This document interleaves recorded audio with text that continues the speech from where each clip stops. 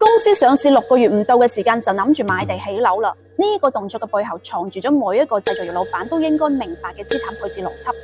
今年3月，火炬企業宏景光電喺創業板上市，9月25號就喺火炬開發區以5200萬嘅價錢買低咗一塊75畝嘅工業地皮。啱啱上市用到咗錢，唔係諗住點樣去擴大生產，而係諗住買地起樓。啱結婚就諗住生仔。其實呢個動作嘅話呢，係上市公司應對資本市場嘅標準動作嚟嘅，亦都係至精明、至負責任嘅企業戰略決策。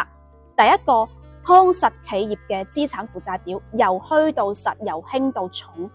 企業啱啱上市，資本市場大筆嘅資金湧過嚟，但係呢啲資金嘅話呢，全部都係虛嘅。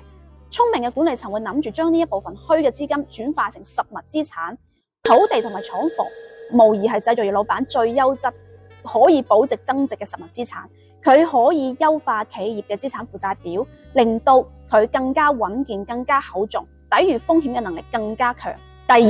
提升企業形象，提升資本信心。宏景光電之前喺火炬開發區21000平方米嘅廠房呢，都只不過係一個功能性嘅生產基地嚟嘅。咁為咗匹配上市公司嘅形象，就需要打造一個研發製造嘅總部基地，去提升資本嘅信心。第三個，攞盡政策紅利。啱上市，市場關注度高，而且宏景光電咧係喺火炬開發區做嘅原地增資礦產，咁佢就可以得到當地政府嘅土地價錢優惠啦。你知唔知道二手市場同樣地段嘅價錢成交價係去到300萬㗎？唔單止係呢個土地優惠，而且仲有稅收返還啦、產業基金啦，仲有補貼啦等等各方面嘅優惠同埋支持。你估呢一塊5200萬拍低嘅75畝土地，最終扣除咗所有補貼同埋優惠之後，最終實際係俾咗幾多錢呢？仲有一個重點係，宏景光電嘅公告入邊講咗啦，呢一次增資礦產嘅話呢，唔係用股民嘅錢嘅，而係用自有或者自籌嘅資金去做嘅，用自有同埋自持嘅資金去做一件確定性高、風險低嘅投資，而用資本市場嘅錢去做